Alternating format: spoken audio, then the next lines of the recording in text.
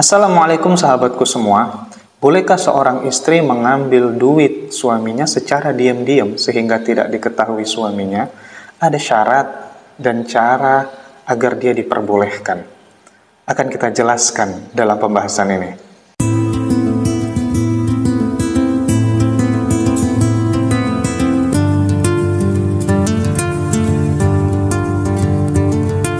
Ini dijelaskan di dalam hadis yang diriwayatkan oleh Imam Bukhari dan Imam Muslim dari Aisyah. Aisyah inna Hindan qalat ya Rasulullah inna Aba Sufyan rajulun syahih wa laysa yut'imuni ma yakfini wa waladi illa ma akhadtu minhu wa huwa la ya'lam.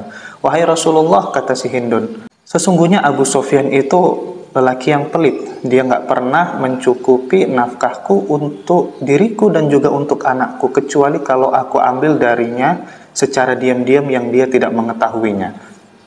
Lalu Rasul menjawab, faqala khudhi ma yakfiki wa waladaki bil ma'ruf. Ambillah sekedar yang mencukupi untuk dirimu dan untuk mencukupi anak-anakmu dengan cara yang baik. Sahabatku semua, di dalam hadis ini dijelaskan diperbolehkan mengambil duit suami dengan cara yang diam-diam, asalkan ada beberapa syaratnya, dan itu juga ada dijelaskan sebenarnya secara tersirat di dalam hadis ini.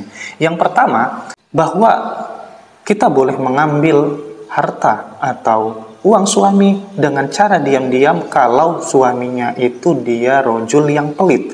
Ya, di dalam hadis ini sahabatku semua itu dijelaskan pakai kata syahih. Di dalam kitab Tatriyuz Riyadhis Shalihin dijelaskan makna syuh itu adalah makna yang lebih mendalam daripada rasa kikir, pelit. Itu belum ada apa-apanya sama syuh. Karena kalau syuh ini maksudnya al-bakhil ma'a hirsin. Udah dia pelit, tamak lagi. Udah dia pelit, rakus lagi. Udah dia pelit, serakah lagi. Maka seorang istri boleh mengambil harta suaminya secara diam-diam kalau suaminya sudah masuk pada level ini. Kalau hanya level pelit mungkin belum dibolehkan. Kenapa? Karena kalau pelit itu mungkin pada saat itu dia ada keadaan yang lebih dia butuhkan. Misalkan ketika suatu hari, dalam satu hari itu seorang istri membutuhkan 100.000 untuk mencukupi dirinya dan anak-anaknya. Tapi suami hanya memberikan 80.000 atau 90.000 misalkan. Nah, ini belum sampai dalam taraf syahih. Sementara yang di dalam hadis adalah disebutkan pakai kata syahih, yang dia sangat pelit. Tapi kalau misalkan suaminya hanya memberi 30.000 atau 20.000, sementara yang dibutuhkan adalah 100.000, maka dalam ini boleh diambil, sahabatku semua. Boleh seorang istri mengambil uang suaminya secara diam-diam. Kemudian sahabatku semua, syarat yang kedua adalah pelitnya si suami ini harus sudah terbiasa. Di dalam kitab Al-Kashif an Haqa'iqis Sunan dijelaskan oleh Imam At-Tibi bahwa syahih indahu adatan, yaitu merupakan suatu kebiasaan. Dia memang udah bakhil, udah kebiasaan dia nggak ngasih istrinya. Maka kalau memang sudah menjadi kebiasaan bagi si suami nggak ngasih istrinya, baru si istri boleh mengambil uang suaminya secara diam-diam. Dan ini diperkuat sahabatku semua dengan pendapat Imam Al-Qurtubi. Dia menjelaskan bahwa walaupun dalam hadis ini, dalam redaksinya itu teksnya merupakan lafaz yang mutlak, tapi sebenarnya ada qaid, ada tambahannya sebenarnya, yang makna tersiratnya itu adalah in shahha ma zakarti aw sabata fakhudhi ma yakfiki wa waladaki bil ma'ruf. Jadi ketika Hindun menjelaskan kepada Rasulullah, ada makna yang tersirat, yaitu apabila memang benar yang kamu sampaikan itu Hindun, maka ambillah. Nah, jadi sebenarnya ada makna tersirat. Kalau memang benar Hindun, berarti kalau memang benar, kalau memang sudah terbiasa itu dilakukan oleh suaminya, kepelitannya itu. Begitu sahabatku semua. Jadi kalau misalkan suaminya itu tiba-tiba hari ini pelit, besok tidak, atau pelit tidak gitu, berpindah-pindah, berbeda-beda, bertukar-tukar, maka dalam hal ini silahkan ditanya aja dulu suaminya, jangan langsung diambil, karena mungkin bisa jadi bisnisnya atau jualannya, dagangannya yang semalam itu tidak laku banyak atau sedikit lakunya sehingga dia tidak bisa memberikan banyak untuk istrinya di hari ini. Atau mungkin semalam di tempat kerjaan dia sedang bermasalah atau sedang tidak enakan dengan bosnya, maka dia tidak dapat banyak uang untuk diberikan kepada istrinya di hari ini. Maka sebaiknya ditanya aja dulu. Tapi kalau memang nanti sudah menjadi kebiasaan tanpa ada alasan dan tidak mau memberi alasan, maka dalam hal ini diperbolehkan istri mengambil uang suaminya secara diam-diam. Sahabatku semua, syarat yang ketiga adalah khudhi ma yakfiki wa waladaki bil ma'ruf. Ambil dengan sekedar yang mencukupi dirimu dan anakmu dengan cara yang baik. Bil ma'ruf ini maksudnya, sahabatku semua, ini dijelaskan oleh Imam Ibnu Battal di dalam kitab Syarah Sahih Bukhari. Dia menjelaskan yang dimaksud dengan ma'ruf itu adalah bighairi taktirin wala israf wa takunu bil adalah, yaitu dia mengambil tidak terlalu sedikit dan juga tidak terlalu banyak, tidak terlalu berlebih-lebihan. Wa takunu bil adalah, yang mengambilnya itu dia dengan cara yang sedang-sedang saja, yang cukup untuk dirinya, begitu. Maka ini sebenarnya ada perbedaannya. Kalau dari mazhab Syafi'i itu dijelaskan 1 hari kewajiban suami kepada istri itu untuk memberikan makannya adalah 1 mud. 1 mud itu sekitar 7 on beras, begitu ya, 1 hari.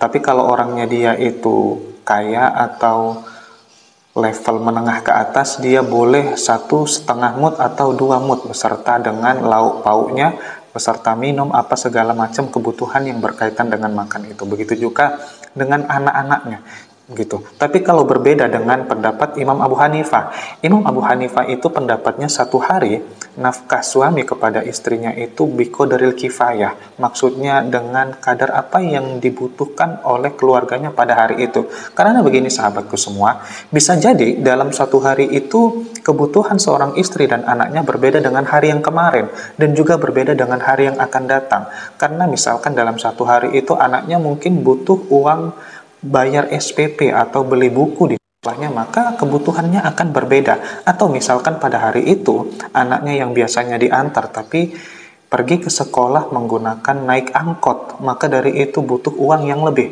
Maka Imam Abu Hanifah ini kayaknya lebih pantas untuk diambil pendapatnya, yaitu biqadaril kifayah, apa yang dibutuhkan oleh istrinya. Tapi tetap saja sahabatku semua, jangan sampai israf. Israf itu maksudnya jangan kita mengambil uang suami secara diam-diam untuk kesenangan pribadi kita, kesenangan kita yang sebenarnya itu tidak dibenarkan di dalam Islam, begitu. Maka jangan ambil duit suami untuk beli sepeda motor, untuk beli mobil, jangan. Karena yang dibolehkan di dalam hadis ini adalah hanya untuk mencukupi diri kita sendiri apa yang kita butuhkan. Jadi intinya sebenarnya sahabatku semua, maksudnya di sini adalah kebutuhan primer. Kebutuhan primer itu kalau tidak dicukupi oleh suami, silahkan istri mengambil uang suaminya secara diam-diam. Maka dari sini juga Imam Ibnu Battal dia mengambil suatu dalil di dalam surah An-Nahl, ya, mengambil munasabahnya. Di situ dijelaskan wa in aqabatum fa'aqibu bimisli ma uqibtum bi. Apabila engkau tersakiti maka balaslah dengan sekedar apa yang engkau disakiti itu. Jadi begini sahabatku, ketika kebutuhan primer itu tidak terpenuhi, maka seseorang dia akan merasa gelisah, dia akan merasa tersakiti. Maka dari itu Imam Ibnu Battal dia menjelaskan kebolehan seorang istri mengambil uang suaminya itu dijelaskan juga di dalam Al-Quran dari surah An-Nahl tadi.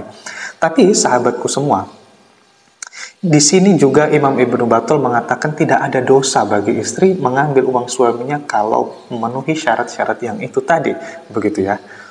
Syarat yang keempat adalah istri boleh mengambil uang suaminya kalau dia sedang dalam keadaan taat.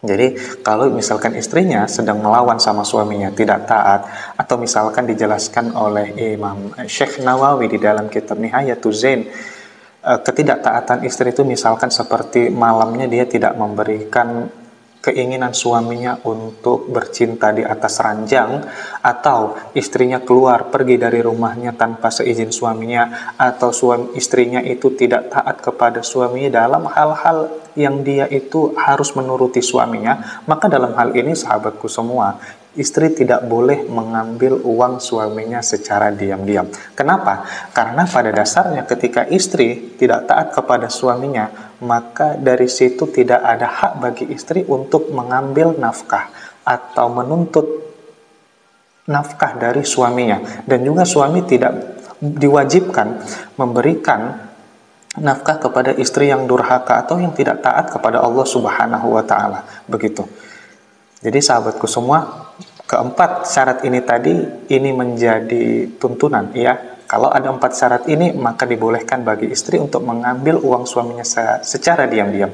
Tapi kalau tidak ada syarat yang ini, tolong jangan diambil, nanti menjadi berdosa. Baik sahabatku semua, mudah-mudahan yang sedikit ini bermanfaat bagi kita semua. Terima kasih. Assalamualaikum warahmatullahi wabarakatuh.